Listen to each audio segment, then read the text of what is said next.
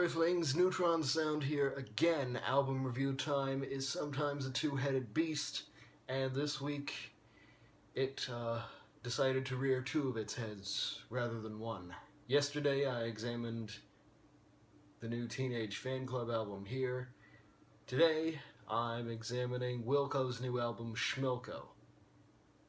I did not come up with that title. This is the fifth release by the current and longest-standing incarnation of the band, featuring original members Jeff Tweedy and John Sturratt, multi-instrumentalist Pat Sanson, and Electrophiles Glenn Cochi, Michael Jorgensen, and Nels Cline. This album, even though it's the first Wilco album I've bought, is definitely more stripped back and acoustic than last year's album Star Wars, which was apparently recorded at the same time as this.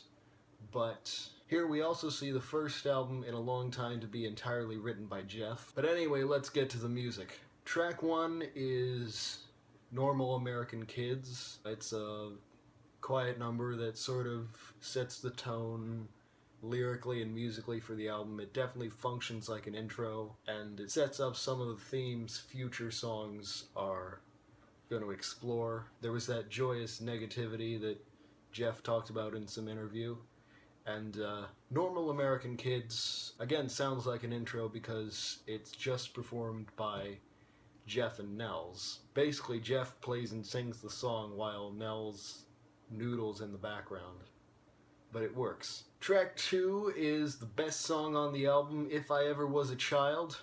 It's got a great mixture of minor and major, incorporation of minor chords into a major key.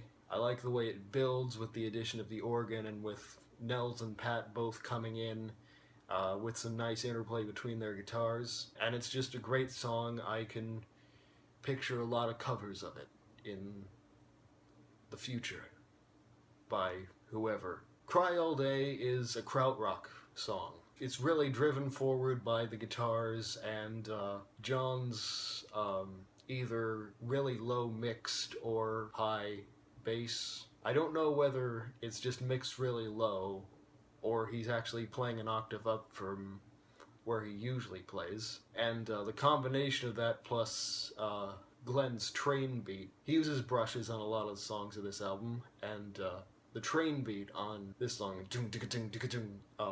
really helps to push it forward.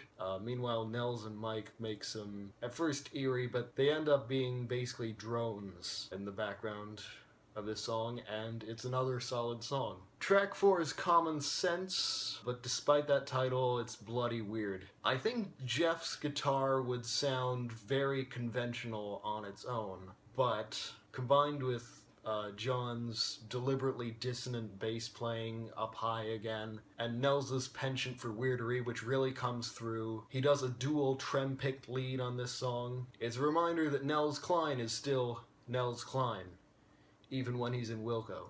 And it's clear neither he nor John want to play in key, although that's probably what Jeff intended. And it reminds me a lot of something Beck might do. Track 5, Nope, is a pretty straightforward country rock song. It's one of the few times where Pat plays electric guitar rather than acoustic. He plays a fairly conventional country-type, pedal steel type lead thing. Meanwhile, Nels is playing around with the on-off switch on his guitar and tremolo and stuff, and and, you know, just being Nels. It has a nice sort of zoning out section in the middle where Glenn just switches to the hi-hat. John plays a doom-doom-doom-doom-doom thing on the bass, which almost takes over until Jeff starts singing again, and then it sort of snaps back to normal again. And then all this weirdery from Nels on these last two tracks makes Someone to Lose seem comparatively calm. It's still an upbeat song, and it's got Nels playing some dual leads, but not so weird as on Common Sense. Also, Someone to Lose is another Beck reminiscent track. Track 7, Happiness, is another ballad with some prominent percussion giving it a bit of funk. I don't know if that's a muted snare or a muted tom or something else, maybe a surdo. Whatever it is, it also returns on the following track, Quarters, and it has Nels providing a bit of background atmosphere without being too upfront about it. I like the way the music continues and sort of zones out when Jeff stops singing and eventually is just reduced to the guitars. Locator is the most electric song on the album. In fact, the only guitar for the first half is Pat's electric. It's another track that's got that weirdness that reminds me of Beck, probably because I'm relatively new to Wilco. If you thought it was electric, in the first half, wait until Jeff and Nels come in the second half, and then it gets heavy. For one thing, Jeff's guitar is distorted, even though it's an acoustic. And of course, Nels is being weird, and he's got the distortion as well. And it's just a nice, heavy song. On these last few tracks, Mike's keyboard playing comes a bit more to the fore. Shrug and Destroy is a piano ballad in 3/4. It's another song with really good chords, and it's got some nice strings at the end. I mean, I say it's a piano ballad. It's got some really prominent piano playing. And then We Aren't the World, obviously a reference to We Are the World. As if that wasn't obvious enough, it follows it up in the chorus with We Aren't the World, We Aren't the Children. And Mike is playing this nice repeated melodic figure in the piano, which Nels almost doubles up high on the guitar with some trem picking. Although I like that it's not exact. They're not playing the exact same melody, but they almost are, and it's that almost that really has that something, that Schmilco, for want of a better word. In contrast to the sort of comparatively happy or possibly joyously negative feel of the song, there are some eerie effects, presumably from Nels, the go-to weird guy.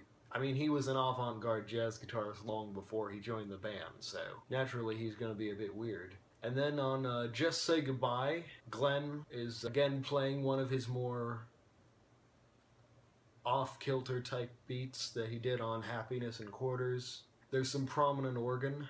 The chorus brings a bit more country influence than the verses. It's a good song, a fitting closer, and again fits the joyous negativity that permeates the album. So overall, it's a great album. I can't really compare it to any of their back catalog, as I'm not that familiar with it yet. But again, it's a great album. I wouldn't be surprised if I find it one of their best, because it's got a lot of strong songs and guitar playing, and a good balance of both. A nice balance of weirdness and good songwriting. So until the next review, this is Neutron Sound signing off. Go forth and be awesome.